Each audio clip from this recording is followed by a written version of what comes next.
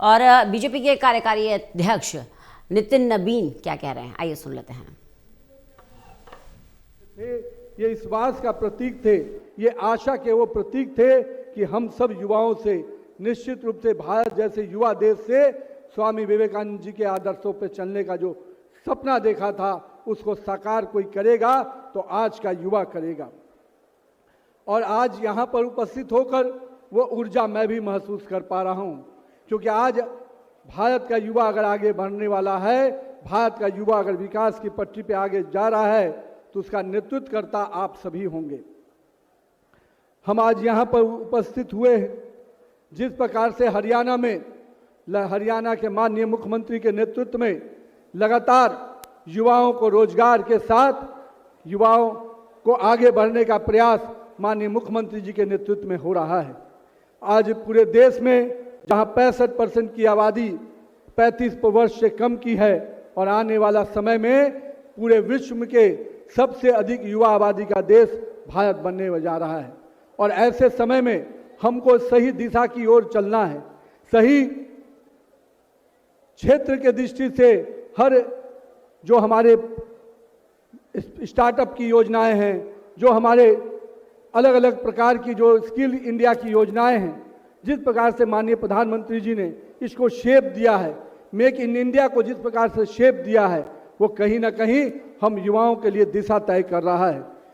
युवा का मतलब माननीय प्रधानमंत्री जी के शब्दों में मैं मानता हूं कि यूथ इज यूनाइटेड फॉर विकसित एंड आत्मनिर्भर भारत। यानी अगर इस देश को आगे बढ़ाना है तो आत्मनिर्भर भारत के स्वरूप को आगे बढ़ाना है। और आज का युवा जिस प्रकार से बड़ी संख्या में स्टार्टअप के साथ साथ नई पीढ़ी का युवा बड़े संख्या में नए स्टार्टअप करीब 1.5 लाख से अधिक स्टार्टअप के क्षेत्र में आज हमारे यहाँ काम हो रहा है। एक समय था, आज से 11 साल पहले सैकड़ों की संख्या में स्टार्टअप हुआ करते थे, पर आज समय बदला, माननीय प्रधानमंत्री जी का नेतृत्व मिला और आज 1.5 लाख से अधिक स्टार्टअप की योजनाएं चल रही हैं। ये दिखाता है कि आज का युवा केवल जॉब सीकर्स नहीं, जॉब गिवर्स बन रहा है। रोजगार पाने वाला नहीं, रोजगार देने वाला बन रहा है। ये सोच आया है तो अपने नेता आदरणीय श्री नरेंद्र मोदी जी की सोच के आधार पर आया है। आज जब देश का युवा भारत की टेक्नोलॉजी क्रांति जिस प्रकार से आगे बढ़ रही है, एक समय था जब हम 4G में हम दुनिया का अनुसरण करते थे, 5G में हम पूरी तरह से कदम मिलाकर चलने का प्रयास कर रहे थे, पर अब 6G की क्रांति आ गई है, जहां नेतृत्व भारत का युवा कर रहा है। भारत का सॉफ्टवेयर से लेकर हर टेक्नोलॉजी में भारत का युवा कर रहा है। आप चले जाइए सिलिकॉन की वैली में, आप जाकर देखेंगे तो सिलिकॉन वैली में अगर बैठा हुआ व्यक्ति में से अगर 50% युवा भारत का है, जो भारत के सिलिकॉन वैली में भी भारत का नेतृत्व कर रहा है। ये बात इसलिए मैं आज यहाँ पर कह पा रहा हूँ कि उस दिशा में भारत का युवा लगातार आगे बढ़ रहा है। हम लोग जानते हैं कि आज के युवाओं को जिस प्रकार से जोश है, उसको दिशा देने का काम कोई कर रहा है तो हमारे नेता आदरणीय श्री नरेंद्र मोदी जी कर रहे हैं। उन्होंने भारत में जिस प्रकार से युवाओं को आगे बढ़ाने के लिए कई योजनाएं लाई, उसी प्रकार से सामाजिक जीवन में भी उन्होंने आह्वान किया। पिछले वर्ष 15 अगस्त को 2 साल पूर्व उन्होंने कहा था कि अगर भारत को आगे बढ़ना है तो भारत के लाखों युवाओं को सामाजिक जीवन में, राजनीतिक जीवन में आना होगा। उन्होंने इनको आगे आने का न्योता दिया, पर राजनीति में आने के साथ साथ एक सकारात्मक सोच के साथ आगे बढ़ना है। आज भी कुछ लोग राजनीति कर रहे हैं जो पार्ट टाइम भी राजनीति करते हैं, लेकिन मैं ये मानता हूँ भाजपा का वर्कर, भाजपा का कार्यकर्ता पूरी तरह से पैशन के साथ राजनीति करता है, फुल टाइम राजनीति करता है, ताकि देश की सेवा में वो समर्पण भाव से काम कर सके। हम मानते हैं कि आज के युवाओं को राजनीति में अगर आना है तो शॉर्टकट से बचना होगा। ये शॉर्टकट हमेशा हमारे लिए परेशानी का सबब बनता है।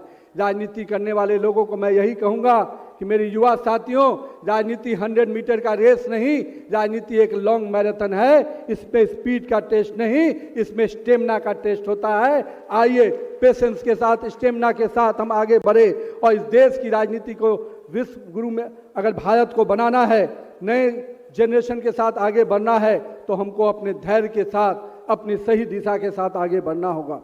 आज जिस प्रकार से हम देख रहे हैं, एक समय था जब भारत में निवेश के संभावनाओं पर लोग विचार करते थे कि भारत में निवेश करे कि नहीं करे, पर माननीय प्रधानमंत्री जी ने जिस प्रकार का नेतृत्व दिया है, आज विश्व में सबसे बड़ा, अगर कह सकते हैं कि सबसे अच्छा लैंड जहां पर लोगों को निवेश करने का अवसर मिलता है, तो लोग मानते हैं कि भारत में निवेश करना सबसे हितकर होता है।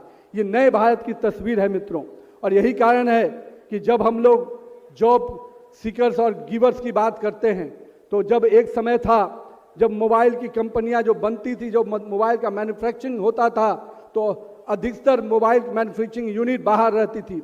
और आज वो युग है कि आज देश भर में सेकेंड मोबाइल की मैन्युफैक्चरिंग यूनिट भारत में है। ये भारत के नए प्रभाव को दिखाता है।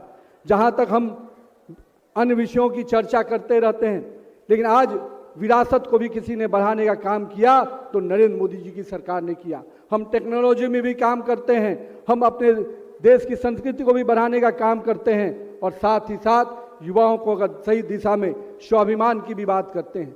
आज माननीय प्रधानमंत्री जी ने जिस प्रकार से सोमनाथ के उस स्वाभिमान गौरव को आज मनाने का काम किया, ये हम सब भारतवासियों के लिए गर्व का विषय है। क्योंकि आज से 1000 साल पहले जिस प्रकार से इस भारत की जमीन को रौंदने का काम जिन लोगों ने किया था, आज भारत अपने उस स्वाभिमान को पुनः प्राप्त कर आज सोमनाथ का वो भव्य मंदिर हमारे नए स्वाभिमान को, हमारे बढ़ते हुए स्वाभिमान को दिखाता है। इसलिए आइए मित्रों, आज देश भर में युवाओं का आज अधिक से अधिक आगे बढ़ने का मौका मिल रहा है। हम सभी युवा साथियों से यही कहेंगे कि ये बदले हुए भारत में आपको भी आगे बढ़ना है। आइए मिलकर काम करें। माननीय प्रधानमंत्री जी का जो सपना है कि सबका साथ, सबका विकास, सबका प्रयास और सबका विकास की जो नारे हैं, उस नारे के साथ हम सबको आगे बढ़ना है।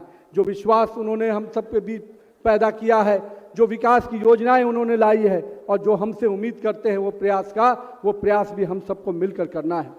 ऐसे समय में जब अन्य पार्टियां, मैं कह सकता हूं कि आज स्वामी विवेकानंद जी की जयंती हम मना रहे हैं, लेकिन हम जयंती को केवल एक वर्ष नहीं मनाते, हम उनकी प्रेरणा से काम करते हैं। पर कुछ लोग ऐसे भी हैं जो स्वामी विवेकानंद जी के विषयों की चर्चा तक करना उचित नहीं समझते हैं। लेकिन भारतीय जनता पार्टी का यूथ विंग हर वर्ष युवा मोर्चा को प्रेरणा के इस पुरुष के साथ जयंती भी मनाता है, और साल भर युवाओं को प्रेरणा के साथ उनके प्रेरणा के विषयों को लेकर काम भी करता है। हम आज पूछना चाहते हैं उन लोगों से जिन्होंने राजनीति में भारत को हमेशा पीछे देखने का काम किया। जब वो विदेश की सरजमी पे जाते हैं तो भारत के संविधान को गाली देते हैं, भारत को अपमानित करने का काम करते हैं।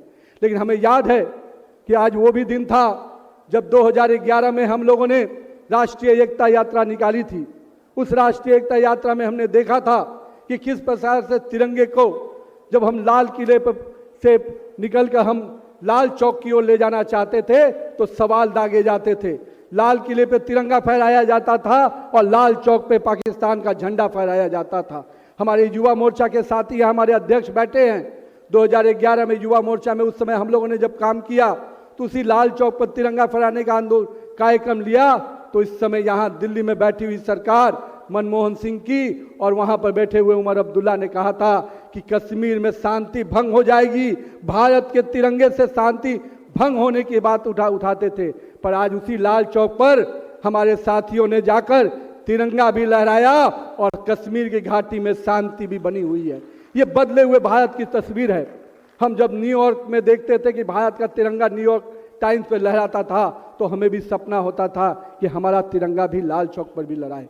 लेकिन नरेंद्र मोदी जी का करिश्माई नेतृत्व आया और अब लाल चौक भी भारत के तिरंगे से लहराया हुआ नजर आता है, तो एक एक भारतीय को गर्व होता है। जिस राम मंदिर के विषय को लेकर लगातार रोकने का प्रयास किया गया, लगातार उसको पर हमारे सनातन परंपराओं को चोट देने का प्रयास किया गया, लेकिन नरेंद्र मोदी जी के नेतृत्व में हम लोगों ने देखा कि एक भव्य राम मंदिर का भी स्वरूप हम लोग को देखने का मौका मिला। ये कहीं ना कहीं करोड़ों सनातन परंपराओं को एक ताकत देने का विषय है। और राम हमारे आदर्श पुरुष हैं, हमारे वैसे मर्यादा पुरुष हैं जिनके नेतृत्व को, जिनके कार्य प्रणाली को हम लोग सब कुछ देखकर आगे बढ़े हैं। और यही कारण है कि आज पूरे देश में उस भव्य राम मंदिर के निर्माण से करोड़ के लोगों का सपना पूरा हुआ है। आज जब इस कश्मीर में 370 धारा की समाप्ति की बात आई तो मैं पूछता हूं कि क्यों कांग्रेस के लोगों ने कश्मीर की जनता को इतने दिन से आज़ादी में नहीं आने दिया, क्यों ऐसे बंधन में बांध कर रखा कि कश्मीर भारत से न जुड़ पाए। मैं धन्यवाद देता हूं इस देश की सरकार को और माननीय प्रधानमंत्री नरेंद्र मोदी जी को, जो कश्मीर के असली आज़ादी किसी ने दी तो नरेंद्र मोदी की सरकार ने दी, एनडीए की सरकार ने दी। आइए मेरे मित्रों, युवा साथियों, हम सब के लिए नए भारत के निर्माण का समय है। उस वैसे भारत का निर्माण का समय है जब 2047 का समय एक विकसित हरियाणा और विकसित भारत बनाना है। उसमें हम सबको अपना योगदान देना है। हम सबको आगे बढ़कर नरेंद्र मोदी की सरकार के साथ साथ हम सबको भी एक एक कदम आगे चलना है ताकि भारत के विकास में और हरियाणा के विकास में हम अपना योगदान दे पाए। तो आइए मिलकर स्वामी विवेकानंद जी की जयंती के दिन संकल्प करें कि हम युवा जो यहाँ इकट्ठा हुए हैं अपने प्रेरणा पुरुष के जयंती के अवसर पर हम सब मिलकर इस देश के विकास में अपना योगदान देंगे। इस देश की मिट्टी को नमन करते हुए आगे बढ़ेंगे और देश को विश्व गुरु बनाने की दिशा में हम काम करेंगे। बहुत बहुत धन्यवाद। जय हिंद, जय हरियाणा।